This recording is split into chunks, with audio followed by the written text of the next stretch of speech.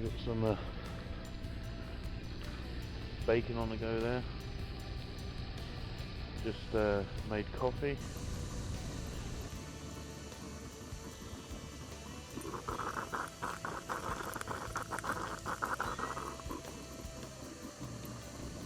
Get all the grains get down the bottom.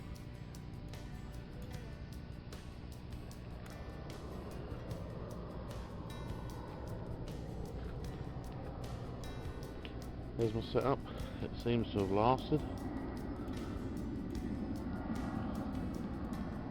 Took the sleeping bag out last night before I went to bed. It was about 3 o'clock in the morning. I had to put it back in again. Sorry about the noise about the airplanes, but you get that over here a lot.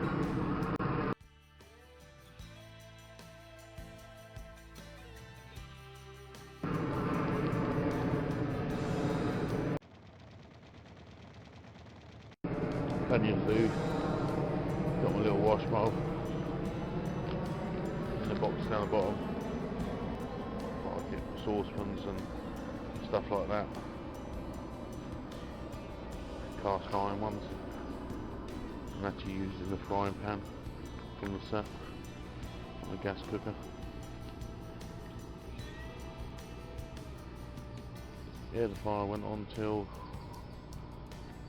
gone 12. Just a couple logs left on there.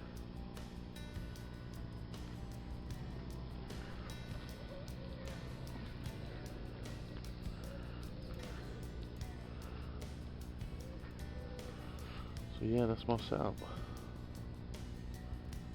You see the kit at the bottom. Put loads of kit in there. Keeps it off the floor. Or just off the floor, shall I say.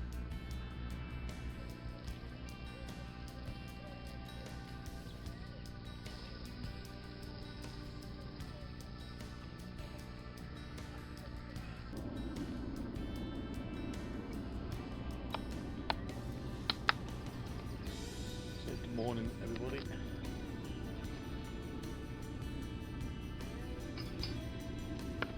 Start the day off with a nice cup of fresh coffee. Birds whiten up.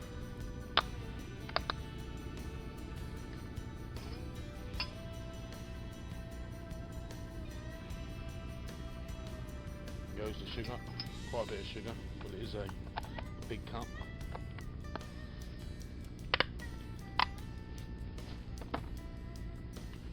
We have the coffee.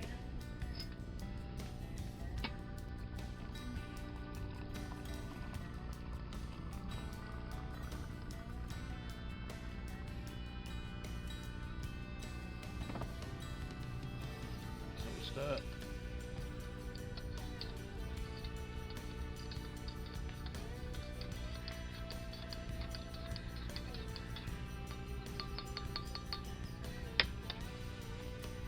Lovely.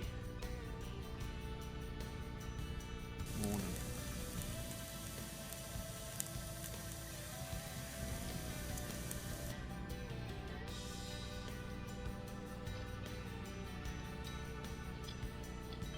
Not beef. Bacon sanders in the morning.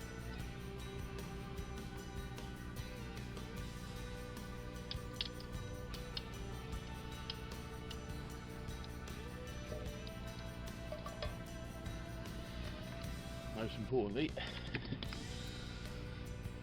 that is sauce.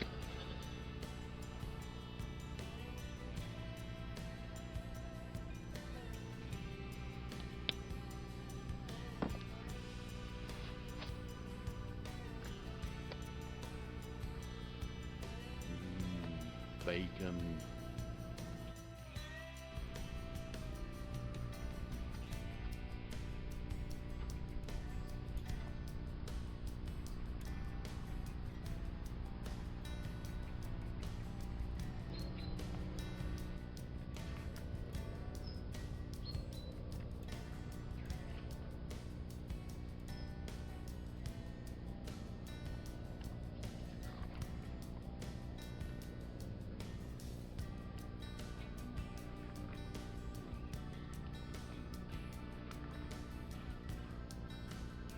Bushcraft 2017.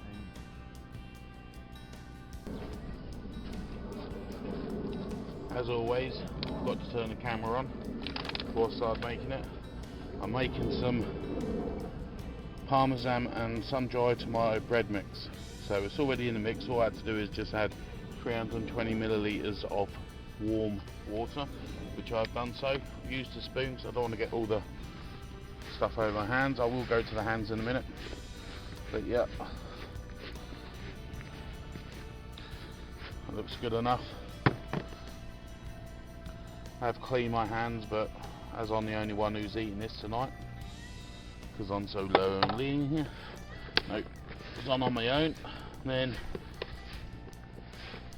I should be okay anyway. Right, it says on the packet to mix into a dough, then turn it into a ball, leave for 5 minutes, then knock it back as if need it, leave for 5 minutes again, I believe, and then straight into the Dutch oven. So there you go, one ball, leave for 5 minutes. It's been roughly about 5 minutes. Now I have to knock it back, stretch it, knead it for 2 minutes.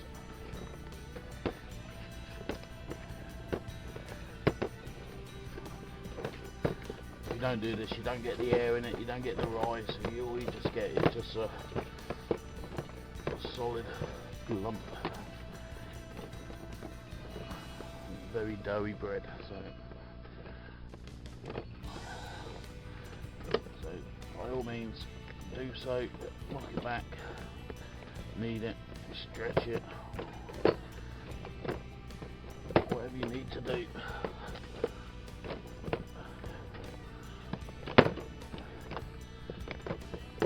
It's getting tacky now. It's a good sign of it's being mixed properly.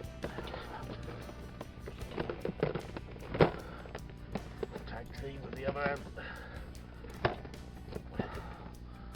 stretch it. You see it's not very doughy because it just broke straight away, so that's why you need to knead it. The more you knead it, the more elasticy it gets, and the more stretching you can do if you need to stretch it. Something you'll do with pizza dough, I suppose. So yeah, I'm going to carry on with that for a couple of minutes. Okay, I kneaded it for another 2 minutes. Covered it up because of the flies, and it's now ready to go into a warm area for like 20-30 minutes, double in size. I'm going to actually take it over to the Dutch oven. I've just prepped the Dutch oven, put a bit of oil down the bottom, put some flour in it, wipe the flour around the sides, and I've put the Dutch oven just over the fire, just long enough to get some warmth in the Dutch oven. I've took it off now. I'm going to use that as proving it, as in for it to double its size, and then I'm going to put it straight on the fire. So just go over what I did. Put some oil in the bottom of the Dutch oven, put some flour in there, put it over the heat for a little while just to warm it up. That way then when I put my bread in there, it will double up in size. I'll leave it in there for about half hour if I can. There's a little bit of warmth in there, it's not too hot. It's already trying to rise. I can feel that because it feels all spongy. So I'm going to just place that straight into there. I'm going to keep the Dutch oven by the fire so it keeps it nice and warm. Which will help it to double its size. Before I do so, I'm just going to put a little bit of oil over the top of it. Just drizzle a little bit just over the top, just in case it goes a bit too much. It touches the lid. And then put a little bit of flour on top of that. And the reason why I'm doing this, I've got a feeling that it's going to actually be quite big. So a little bit of flour on top of that, and that way then, if it does rise quite big, if it touches the lid, then it shouldn't stick to the lid. So, put the lid on, just like my Crocs. Leave it by the fire, every 10 minutes or so, rotate the Dutch oven, then it'll be time to put it on directly on the heat. Okay, I've been rotating the Dutch oven every 10 minutes or so. It must be nearly about 30 minutes since I've put it in there. Getting a bit smoky. It's a lot bigger than I thought. Just means that the yeast in the bread mix done its job. I'm quite surprised at that. Right. I don't really want flames, I just want heat. So I'm going to knock that back a bit. I don't really want flames, I just want the heat. But I'm going to get everything ready.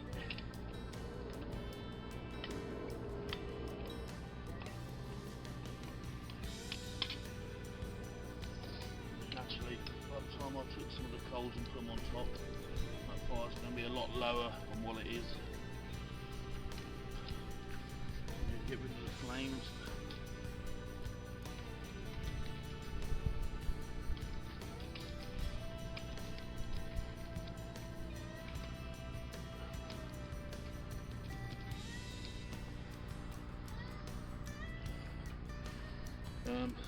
Put this on now. The flames will go very shortly.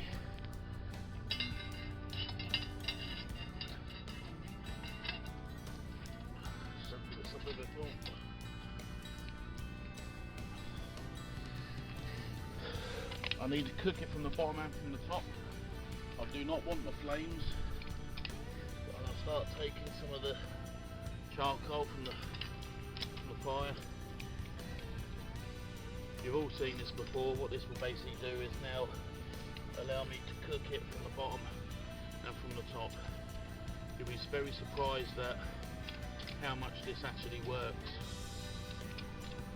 First time I tried something, I've done a stew like, I think it was a stew at the Bushcraft show. I think I've done stew and dumplings at the Bushcraft show. I'm going to do the same later. I've done this for the first time. I've seen it on TV, seen it on YouTube, and I thought, yeah, alright.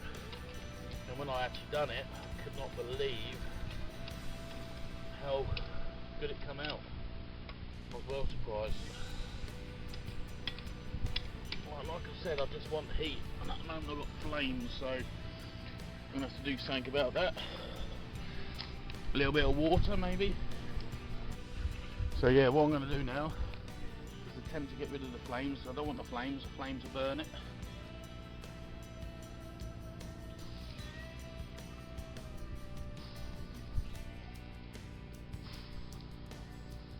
There you go, I'll leave it like that for a little while. It probably will flare up again in a minute.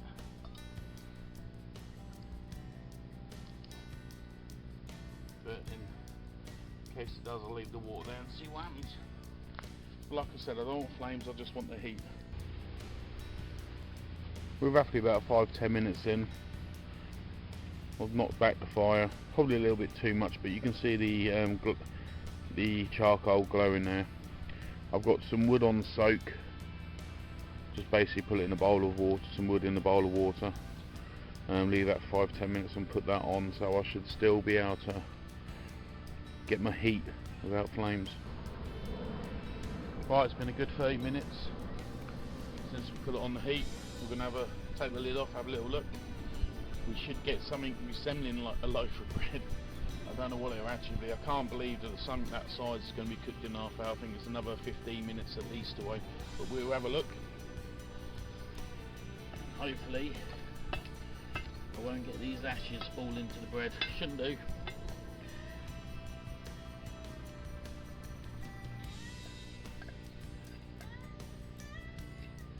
By the looks of it, I'm well away.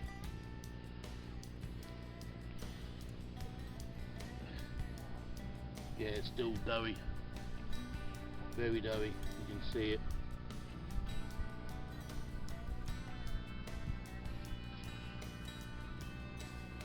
That's a good half hour to 45 minutes away, I think.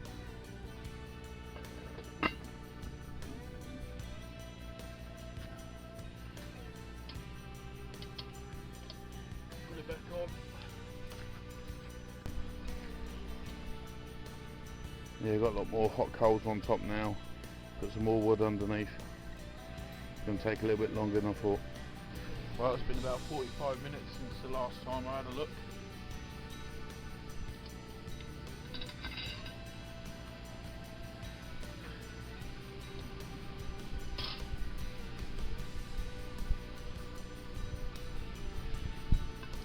Fingers crossed this time we have bread. Oh, that looks better. That's how it should have looked the first time. Better.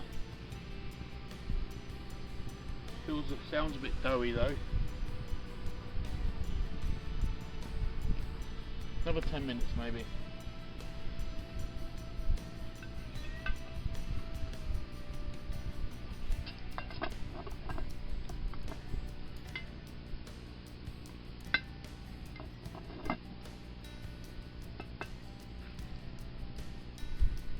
Another 10 minutes, and that should be it. Okay, that's it for the bread making. It's been a good 10-20 minutes since I last had a look at it. In total, it's a good hour and a half, 2 hours. So it's either cooked or it isn't. I can always eat the outsides, but I can't eat the middle. Won't be able to eat the middle, but hey ho, we'll see. Oh, some heat there. Right, let's see.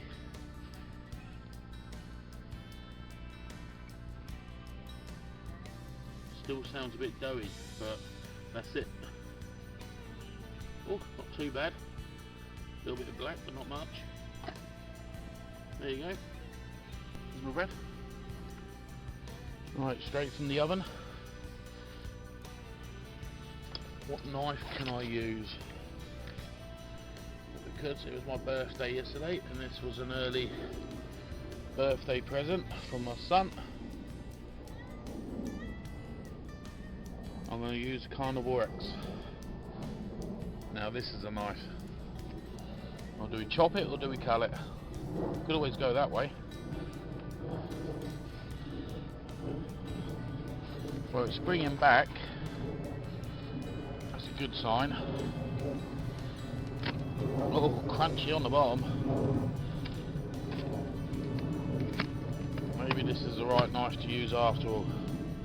Let's have a look. Well, there you go. Is it doughy inside? We'll soon find out. No, it's bread. We have made bread. Look, it's crumbling.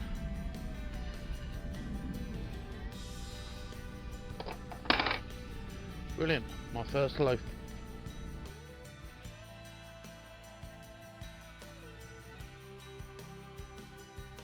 Okay, what we have here is some nice beef skirt. This is going to be for the stew tonight.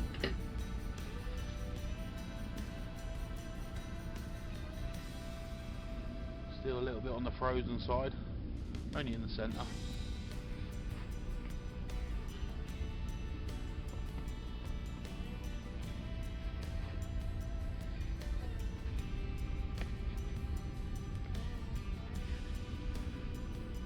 Make it nice and chunky. The beef skirt does take a little bit longer to cook than most other parts of beef.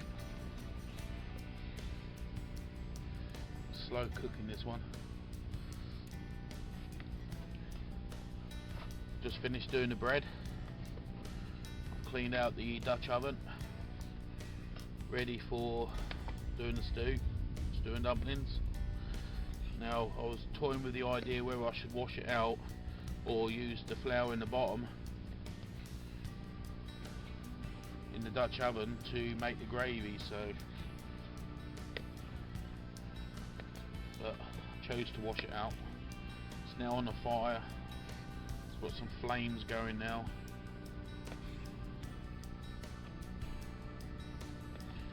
So this is in nice chunks. Like I said, it does take a little while to cook through this. My hands are nice and clean. I do have a bowl beside me to wash. Right, I'm going to take you over to the Dutch oven where we've got some flames going, and we'll start with the beef, sizzling the beef. Okay, what I didn't have ready was a towel. I have now, so I'll wash my hands now before I move over.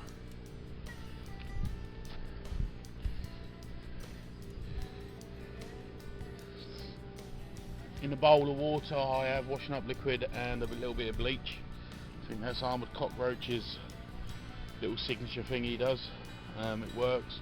Obviously at home you wouldn't need the bleach, and then again it wouldn't be a bad thing anyway, but you don't need it. But while you're in the outdoors, it ain't gonna hurt you. It shouldn't do anyway. Right, take you to the Dutch oven first. It's gonna be hot. Should be hot. Already got some oil in the bottom of there. As you can see, we've got some flames. So in goes the beef skirt. I'm hoping for a little sizzle. I think I've got one. The idea is just to brown the meat. It's not to seal in the juices. As you know, the juices still come out of it. It's to brown it. And the idea is to add flavour by putting a bit of a brown on it, or a bit of a char maybe. That'll give it flavour. I won't leave the spoon in, but I won't have a spoon left for this. But yeah, I'm going to just brown the meat, then I'm going to start adding all the other vegetables, and I've got a special ingredient. Some might like it, others won't. Some might think it's criminal, but I think it tastes nice with it in it. I'm only going to use 2 onions. One probably would do. There's only me eating it, by the way.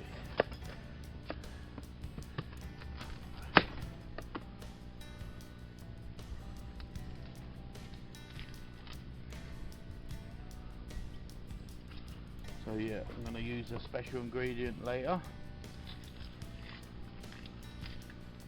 I ain't going to tell you what it is just yet, but it's kicking around here somewhere.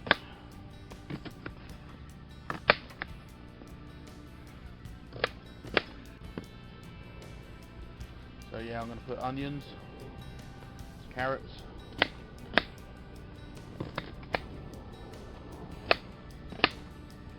pepper, mushrooms, stock, beef stock that is,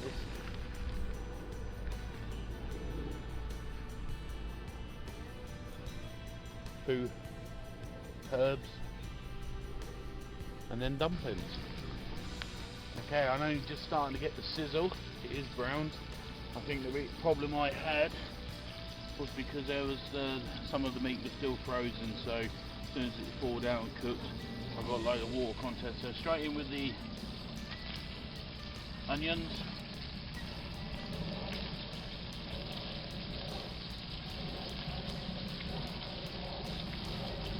Give that a little stir.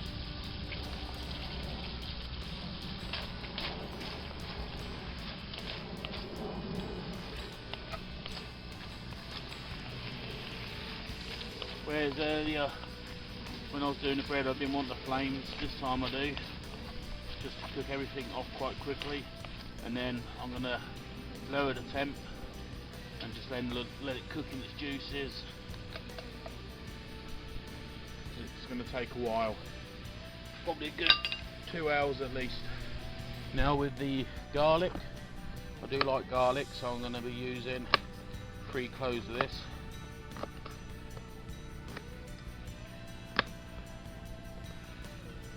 Bruise it a little bit, makes the skin come off a lot easier. Not the ideal thing to do with garlic, but if you had a longer, flatter blade, then it'll come off a lot easier, squash a lot easier, the skin will come off a lot easier. Okay, then for the chop.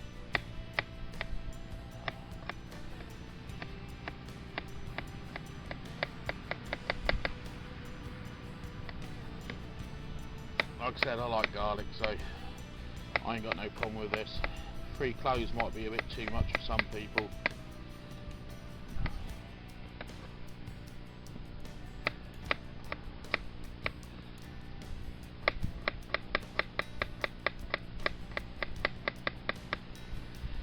sound a bit chefy, but they ain't, trust me. Right, that's garlic. Put that in now. Right, in with the garlic. I am now on my last camera battery.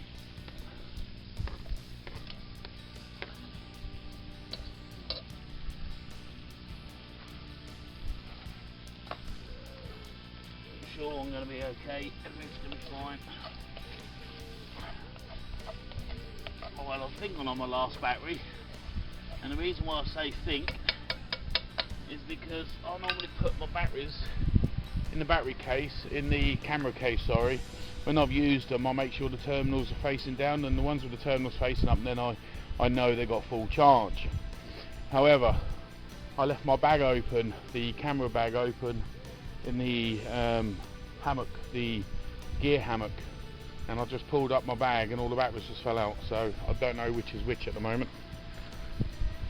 This one is now flashing, so I'll take it in this one. The beef, onions and garlic have been cooking for a couple of minutes now. I'll just put some more wood on the fire. That will flare up in a minute.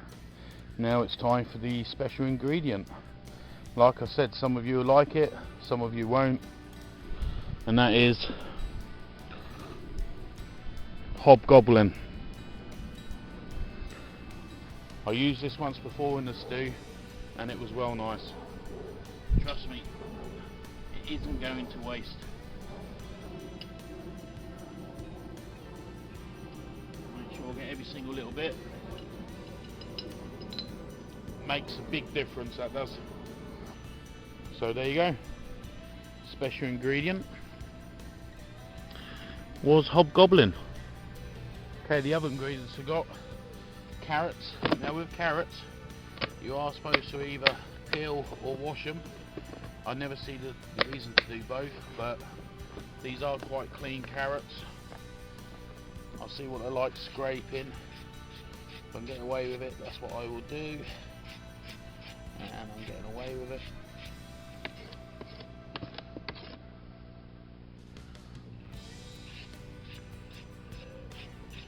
I'm only going to use like 3 carrots, and like I said, it's only just me for dinner, and there's no need to do a massive amount. I've done some, went at the Bushcraft show, done a massive stew. I've done it on the last day, I think it was.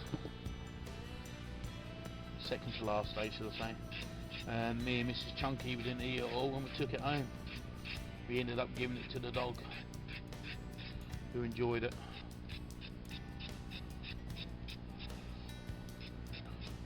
Didn't bother bagging it or anything, just left it in the Dutch oven and drove it home. Didn't make a mess or anything, so. Okay, right. I think we all know how to chop carrots. I like to leave mine a little bit chunkier. I've got a thing about chunky. Things being chunky.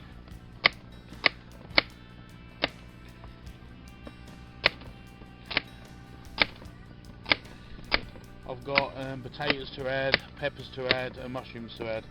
The small potatoes I'm going to just chuck in the pan. The peppers obviously I'm going to chop up, but the mushrooms are going to go straight in. So here's carrots. So there's carrots straight in.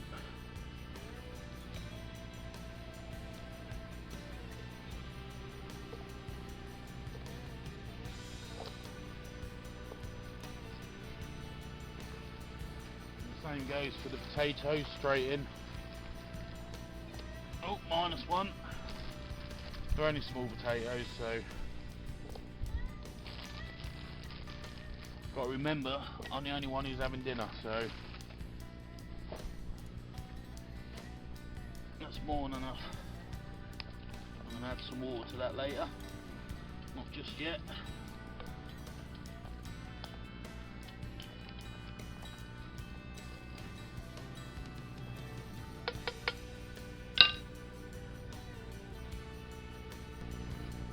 I'm going to just add a few more ingredients before the next plane comes in. You can hear it coming in already.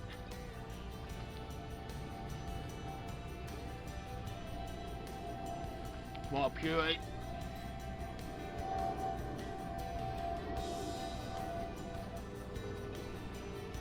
Two beef cubes. mixed herbs, and we're talking about parsley, oregano. We'll put basil in, might be a little bit of basil in there, thyme, a few others. Decent amount of that in.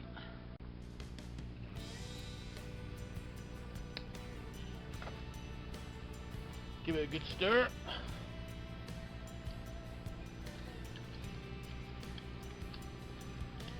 The beef stock cubes will dissolve. Sounds like we've got the next airplane coming in. So, do that like so. Put the lid on and cook. Okay, next ingredients, we've got mushrooms. I'm just going to halve the mushrooms. In the last 10 minutes there must have been about 5 planes going over, and it sounds like another one's on its way. There's the mushrooms. I've got a yellow bell pepper,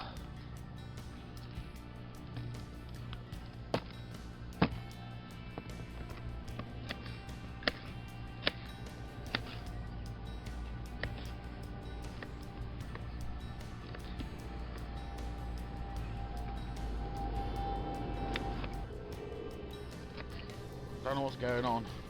Must be Ryanair giving away the tickets before they leave us. I think I know why the airplanes were coming over as much as they were. They must have known that the helicopters are going to be flying over soon.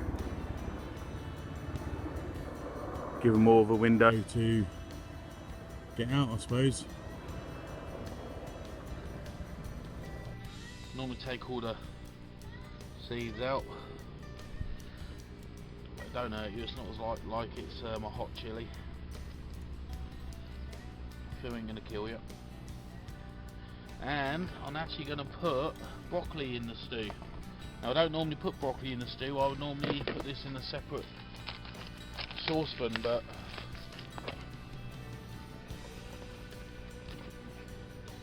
best if it was all in one pot anyway. One pot cooking. Can't go wrong. Just break a few of them off.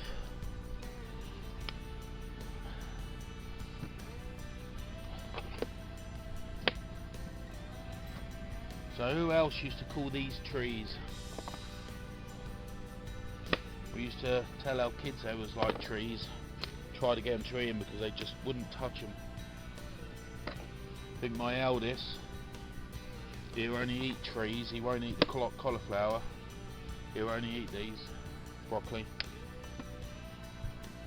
He still calls them trees, and he's like 21 years old now.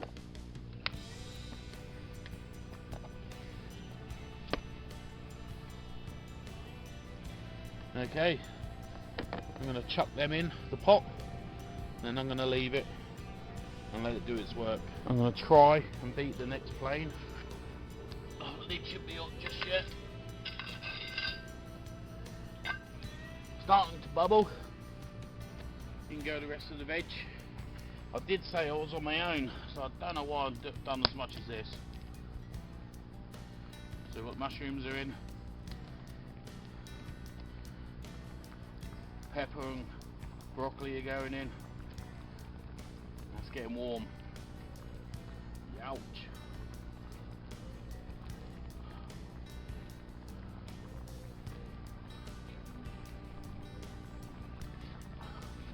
I'm going to have to add some water in a minute. Way too much stuff in there, but never mind. Like most of my cooking, it will dissolve to nothing soon.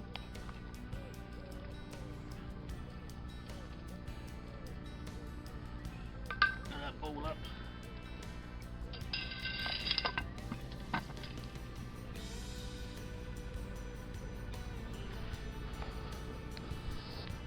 Let's see what happens. Right, I need to thicken the gravy. You do that by using corn flour with a little bit of water or a little bit of flour and water. I ain't got no corn flour, so I'm gonna have to use flour. Does the same job. Difference is with corn flour, you don't get lumps in it really. Whereas flour, if you don't mix it and leave it for a little while, you can end up with lumps. As you can see, it's a little bit too watery. By adding a little splash of this, I don't really need to add it all. Enough, and quickly mix that in. That will start to thicken quite quickly.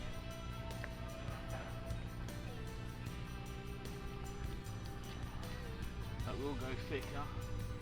It is now a little bit thicker than what it was before, but that will go thicker. And plus, when I put the dumplings in, they're going to absorb some of the gravy anyway. So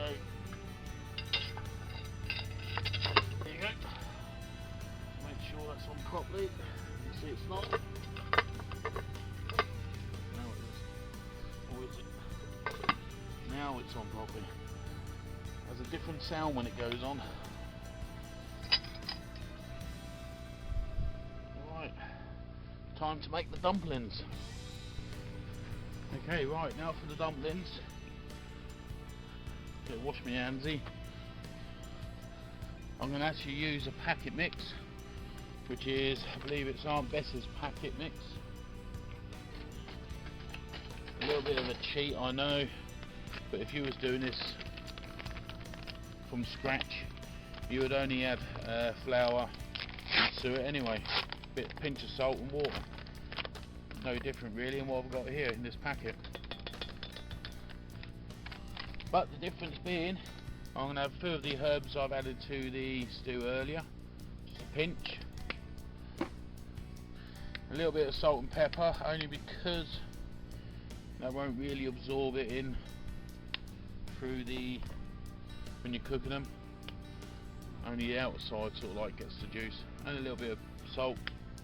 I haven't yet put any salt and pepper in the stew, I'll leave that for a little while. And then some water, not too much, just enough to start binding it.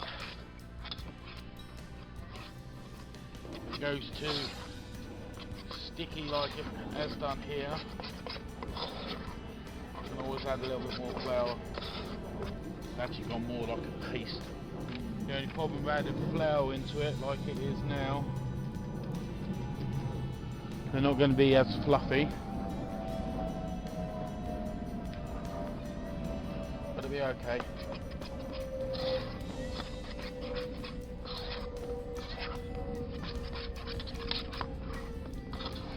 Still a little bit too pasty to my liking. It's trying to come together.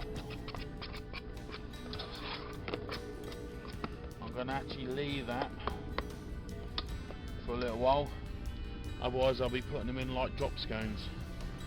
Okay, right, I went out of flour. These are a little bit too wet, they should be like dough balls. They're going to end up being like drop scones, but I have made a similar mistake before and this actually still works. If you don't believe me, wait till later.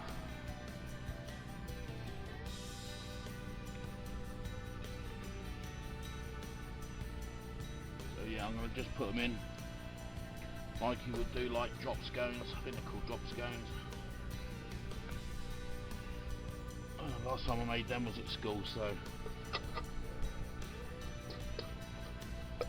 dumplings only a few weeks ago.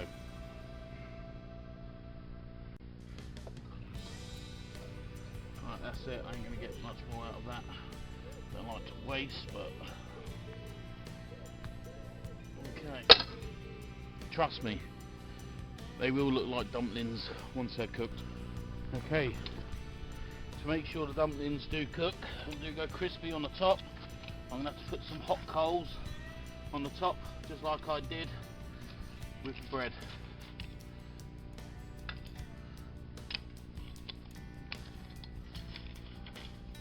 Can't nick too many, mind. But most of them were in the centre, so that will make a difference.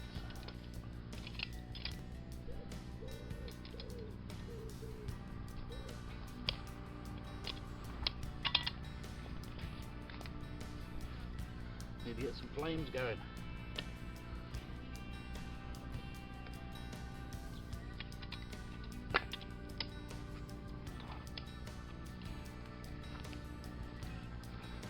There you go. Leave that for a little while now and see what happens. Well, before it gets too dark, I better check on the stew and dumplings.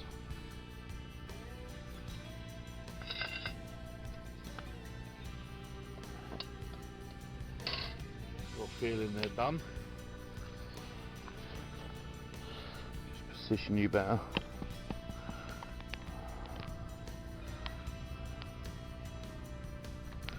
Now, will the dumplings be cooked like I said they would be? Well, one way to find out.